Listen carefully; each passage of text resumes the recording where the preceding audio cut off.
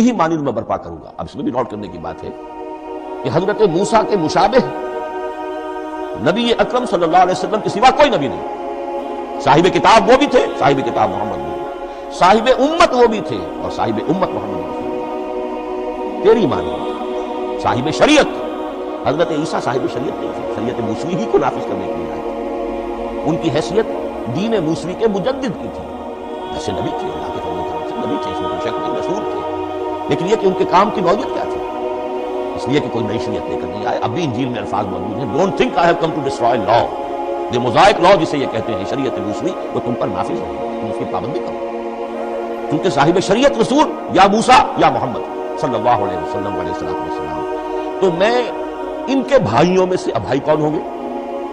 بھائی بات ہے بنی اسرائیل، ان کے کزنز کون ہیں؟ بنی اسماعیل۔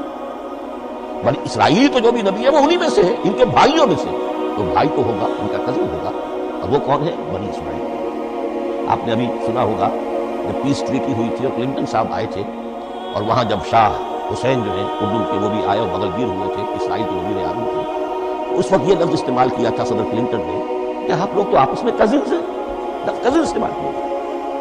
تو ان کے بھائیوں میں سے گویا کہ غیر اسرائیلی جو ان کے قریب ترین قرابت دار ہوں گے وہ بنی اسماعیل۔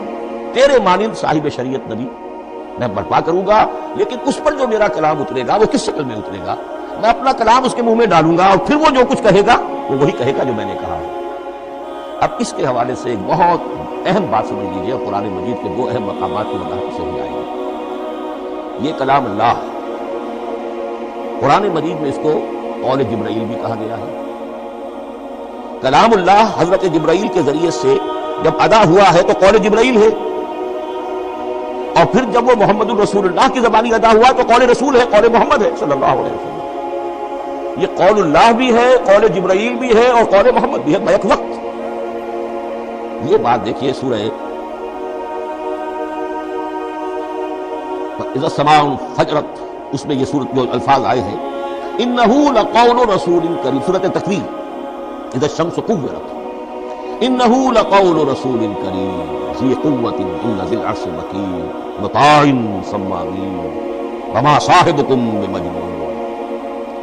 یہ یہاں پر حضرت جبرائیل کا ذکر ہوا، وما ہوا بقول شیطان الرجیم، محمد تک اس قرآن کو لانے والا تو وہ بلند پائے کا فرشتہ ہے، یہ کوئی شیطان رجیم نہیں ہے، اس لیے کہ مکے والوں نے کہہ دیا تھا ہو سکتا ہے کوئی بدروح آئی ہو محمد تک، اور اس بدروح نے کوئی الٹی سیدھی بات سکھا دی۔ انہ لقول رسول کریم، یہاں رسول کریم کون ہے؟ حضرت جبرائیل۔ انہ لقول رسول کریم ذی قوت عند ذی العرش مکین، بڑی قوت والا اور جس کا بڑا اونچا مقام اور مرتبہ ہے عرش والے کے قریب، ذی قوت عند ذی العرش مکین مطاع ثم امین، وہ فرشتوں کے مطاع ہیں، فرشتے ان کی اطاعت کرتے ہیں، فرشتوں کے سردار ہیں، اور پھر ساتھ ہی پورے امین ہیں، جبرائیل امین، یہ ہم لفظ استعمال کرتے ہیں۔ اور اس کے بعد آگے جا کے فرمایا وما ہوا بقول شیطان الرجیم، یہ کسی شیطان ایک رجیم کا قول نہیں۔ اب یہاں اس سورہ تکویر میں قرآن کو قول جبرائیل کہا گیا، لیکن سورۃ الحاقہ میں چلیے اس کے آخر میں آتا ہے انہ لقول رسول کریم وما ہوا بقول شاعر قلیلا ما تؤمنون ولا بقول کاہن قلیلا ما تذکرون تنزیل من رب العالمین۔ یہاں اب رسول کریم صلی اللہ محمد رسول اللہ صلی اللہ علیہ وسلم، یہ کسی شاعر کا قول نہیں ہے، کسی کاہن کا قول نہیں ہے، یعنی جس کے زبانی یہ قرآن لوگوں کے سامنے آ رہا ہے۔ جبرائیل کا قول ہو کر تو محمد پر نازل ہوا صلی اللہ علیہ وسلم، لیکن اب لوگوں کے سامنے وہ قول محمد بن کر آ رہا ہے۔ انہ لقول رسول کریم وما ہوا بقول شاعر قلیلا ما تؤمنون ولا بقول کاہن قلیلا ما تذکرون تنزیل من رب العالمین۔ تو قرآن مجید کلام اللہ ہے، پھر وہ قول جبرائیل بنا جب جبرائیل نے آ کر محمد کو سنایا، اور پھر وہ قول محمد بنا جب محمد کی زبان مبارک سے لوگوں نے اسے سنا، اہل عرب نے سنا، اور پھر وہ بات پھیلتی چلی گئی۔ اب آخری بحث اس موضوع پر جو ہے وہ یہ ہے، کلام الہی کی 3 صورتیں ہیں جو قرآن مجید میں سورہ شورى کی آیت نمبر 51 میں بیان ہوئی۔ وما كان لبشر ان يكلمه الله، کسی بشر کسی انسان کی حیثیت نہیں ہے، مقام نہیں ہے کہ اللہ اس سے کلام کرے۔ یہ نہیں کہا کہ اللہ کے لیے ممکن نہیں ہے، نہیں، اللہ کے لیے ہر شے ممکن ہے، لیکن کسی بشر کا یہ مقام نہیں ہے کہ اللہ اس سے کلام کرے، مخلوق ہے، بشر ہے۔ ما كان لبشر ان يكلمه الله الا اب 3 شکلیں ہیں۔ الا وحیا او من وراء حجاب او یرسل رسولا فیوحی باذنہ ما یشاء انہ علی حکیم. 3 صورتیں ہیں کلام الہی کی. یا تو براہ راست اللہ وحی کرتا ہے بغیر کسی فرشتے کی درمیان میں ذریعہ بنائے گا.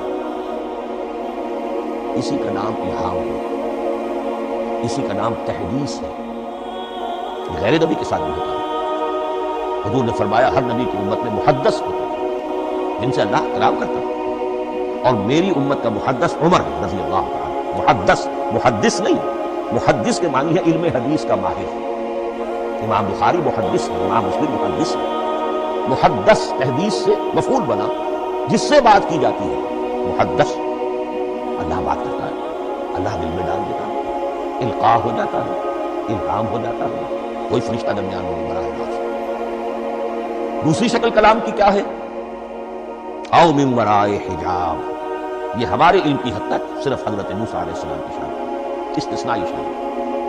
وَكَلَّمَ اللَّهُ مُوسَىٰ تَكْلِيمًا, اور موسیٰ کے ساتھ تو اللہ نے کلام فرمایا جیسے کہ کلام کیا جاتا ہے.